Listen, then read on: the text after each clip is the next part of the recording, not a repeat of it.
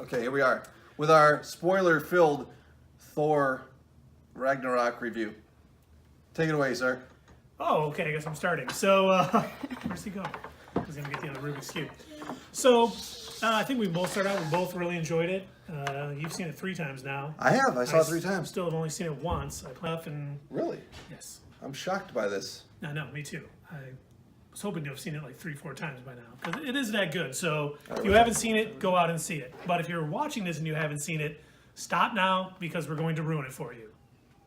So, I think we start off, Thor is kind of chained up, like you've seen in some of the trailers. Yes, that's exactly how it starts. He is Now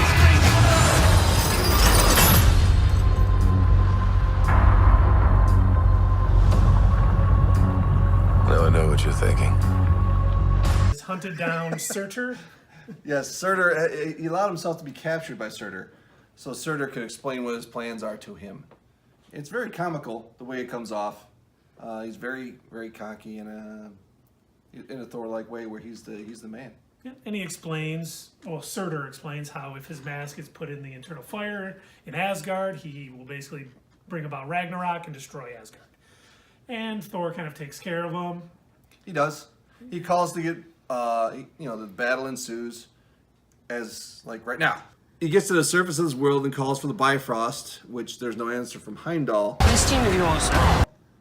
And Scourge is the one who actually pulls him back to Asgard. The Executioner, for those of you familiar with him from Marvel Comics. And he, Scourge is kind of using the place as a chick magnet, as a chick pad, and a collection place. Which, when Thor comes back, he flies to the center of Asgard. I don't know where downtown Asgard. Sorry, did I break your concentration? Oh man, my concentration is broken. Thanks, Samuel. Thanks for the cameo in our video. And when he gets downtown, he sees that Odin, who we all know is Loki, we all know that is Loki from the end of Thor: The Dark World, is actually having a play performed, and it's starring Loki, Thor, Odin, which is Sam Neill, Matt Damon. Matt Damon, which plays Loki. Yeah, and one of the Hemsworth brothers playing Thor, one of Chris's brothers. Oh, really? I didn't know that. Yeah. That's cool. And it's pretty funny, pretty good. Really good cameo by Matt Damon, who, if you don't know, was born on the exact same day as me. Thank you very much. Birthday buddies. Yep. And then Thor realizes that he knows that isn't the real Odin, so he exposes Loki for who he is. And at that point, they want to find out where Odin is so they can get him back. Loki has put him in exile in a retirement home in New York. Is it New York? It's in New York City. Yep. So they use the Bifrost to get back to New York. So once there, they realize his home. His retirement home is being torn apart, building demolished. And so Loki falls through a hole that is created by Doctor Strange, and is only seen in the movie where he falls through, and there's a note left to go to 177 Bleecker Street, which of course is where Doctor Strange is. So Thor goes there and take it over. Well, he gets there, and then Doctor Strange is kind of goofing around with him, teleporting him, being goofy, giving him an everlasting beer. Doctor Strange lets him know where Odin is, so Thor and Loki travel there. Norway. Norway, yes, Yeah. absolutely. And we find out that Odin is basically passing from this world. He tells his sons he loves them, and explains about his daughter Hela that... Is about to raise some Hela. Did you really just say that? I did. Wow. As soon as he disappears magically into the air and floats away, Hela comes down from the sky and introduces herself to her brothers. Before your queen. And yeah, so she tells them, it's over for them. It's all over. They ain't going home. And She is claiming her rightful throne of Asgard, as she sees it, as the eldest. Destroys Mjolnir. oh yeah, she destroys Mjolnir at that Pretty point. big, yeah. So Loki panics, asks to be called back to Asgard, and Thor doesn't want that. But it happens anyway, so it sucks all three of them up, and she knocks them both out of the Bifrost. They both land on the same planet, which is Scar. We meet Valkyrie, who saves Thor from being torn apart and eaten by the scavengers. Hi there. At this point, Well, we find out Thor's... Scavenger 143, Yes. and Which, by the way, Thor, or Journey to Mystery 143, or Thor 143 is where Valkyrie is first introduced. So, nice little Easter eggs. Easter eggs. Yes. Yes, I should have known that. Wow. Well, here's something I just learned. She takes him to meet the Grandmaster. What have you brought today? Tell me. A contender. Ladies and gentlemen. And I just learned that the Grandmaster is actually brothers with the Collector. Yes. I didn't know that. I knew they were the both same elders of the race universe, because yeah. of the thing on their lip. And yeah, so they're brothers. Anyway,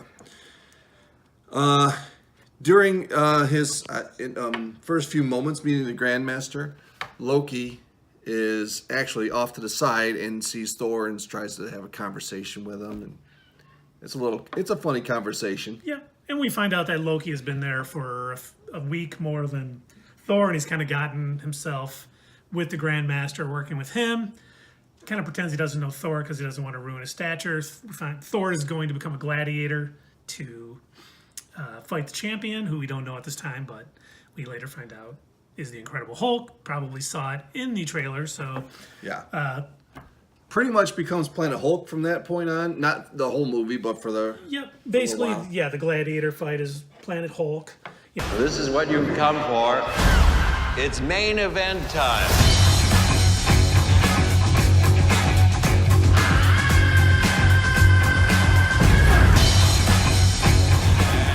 And now, I give you your incredible...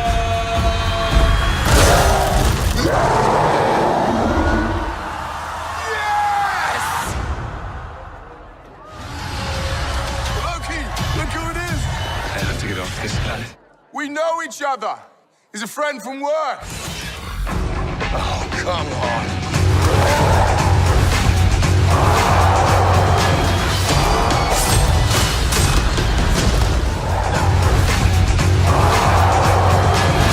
You know, we see Thor and Hulk fight. Well, except in Planet Hulk, he doesn't fight Thor. He fights Beta Ray Bill in the movie, and I think he fights Silver Surfer in the actual comic. In this movie, when you see the Tower of Champions, you actually see Beta Ray Bill, who is kind of like a horse Thulk. Horse Thor, not Hulk. We can edit that out later. Thulk. Just making up words as we go along. And, you know, you actually see him on that. You also see Man-Thing, I think, and the Bi-Beast. So a couple more Easter eggs to other Marvel characters. It would be cool if Beta Ray Bill came into the MCU, but he's kind of a side character, so don't know if we'll see him. So from that point, Thor and Hulk fight, and in my opinion, Thor was going to win. I mean, Definitely. He realized his real true power wasn't just Mjolnir; it was in him. He's the god of thunder, not the god of hammers, which I love. I love that line. And so yeah, then they fight, and the only reason he loses is because he's shocked by the Grandmaster. So the Grandmaster, and then after that, he takes him back to Thor's room. He's got a hot tub in there. I mean, this is Thor, and I'm sorry, this is the Hulk. This is the Hulk, and he's got a hot tub in there, and he's just like got all his workout stuff. He's living large. He's living large, and he is large. And you know, the Hulk gets to tells Thor how he got there with the Quinjet, and we realize at that point, you know, as if you didn't know, that we haven't seen Thor since the end of Age of Ultron. So he has no idea what's been going on in the last, 4 movies now? So he has no idea. He's been here ever since. Well, I mean, after that, Thor decides he's going to escape. He enlists the Hulk. He gets Valkyrie. There's a nice scene in Hulk's room with all of them. That was pretty well done. Valkyrie is Scavenger 143. Yes. Tessa Thompson, who does a tremendous job as Valkyrie. She was amazing. basically, they escape. They make their way back to Asgard, and during this time, Hela has pretty much Kick some taken ass. over Asgard.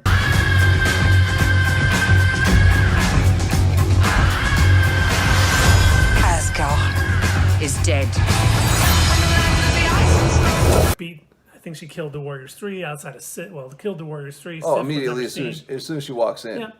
So she's kind of taken it over, and Thor and Loki and the Hulk and Valkyrie come back to fight her and take back Asgard. With a little help from Heimdall, who has been herding all the people together. Yes, he's been hiding the people and keeping them safe. So they make their way back. Major fight ensues. Hulk is fighting, I forget the wolf's name. I have dire plans for Destiny. You're in my seat. You're just the worst. So, Thor's fighting. Thor really comes into his own. He starts bringing the power of basically whether it's Odin or just the thunder, brings it into fight. But in the end, Hela is really too strong for them. So they decide to start Ragnarok, which should have seen coming. But when it happened, I was like, oh, This is now what, I know why it's Ragnarok. this is what they were meant to do. They were meant to start Ragnarok in order to stop Hela and realize that Asgard is not a place; it's a people. Yes. So they save the people, and Right. that's. Well, Scourge does come back to the good side at the end. Yeah, he kind of has a redemption arc. He helps them kind of get all the people on the ship so they can free before Asgard is actually destroyed. And I think a scene of note is when Loki is taking Surtur's mask to put in the Eternal Flame, he walks by the Tesseract and kind of gives it a second look. And for those of you who have seen the Infinity War leaked stuff from Comic-Con, you see that he's giving it up to somebody, which we'll assume is Thanos, Yeah. since he is looking for the Infinity Stones. So I thought that was, kind of a nice little scene. He just kind of double takes at it. They don't show him taking it, but he's not going to leave something that powerful in Asgard. He's going to take it for Especially himself. when Asgard's getting destroyed. There's a few scenes in there like where Hela's walking through the trophy room, and she sees the gauntlet, Oh yeah, the Infinity Gauntlet. and she says fake and knocks it over, and she sees the Tesseract and says, "Well, that's interesting." I like that. It kind of made me chuckle. No, that was very well done. And I think, if Loki also took it knowing he owes Thanos, and Thanos will probably catch up to him at some point, so he needs that in his back pocket to make sure that he lives. He doesn't want Thanos to kill him, which probably can. Which Loki is he does the right thing as long as it's about himself, as long as it helps him out. No, it's always about Loki. If it helps him, he'll help you. Otherwise, you're on your own. So, God of mystery. and I think we should talk about the post-credit scenes. At least the first one. Second one was funny. It was basically the Grandmaster calling the Revolution a tie. Jeff Which is Goldblum did a great job. He was funny. That was good. But the first one is the ship that they leave Asgard with now that Asgard is destroyed. It's a And it big runs- ship yeah. itself. Yes. And it's basically Sanctuary 2, which is Thanos' ship is there. So there's a few things. Obviously, if he's looking for the Infinity Stones and Loki did take the Tesseract, then he's there for that. And there's also been theories floating around that Heimdall has the Soul Stone in him because of the way his eyes go. Oh, because of his eyes. Yeah. We don't know if that's true yet. We still haven't seen it. Maybe it'll pop up in Black Panther. We don't know, but that's one of the theories. So This guy, he's got all his information. I like comics. That's well, you should. That's what we're doing. That's right? true. Yeah, that's true. All right. So, that was a huge scene, definitely setting up for Infinity War. So that was great. What post-credits should be, leading to future movies, getting you talking about stuff.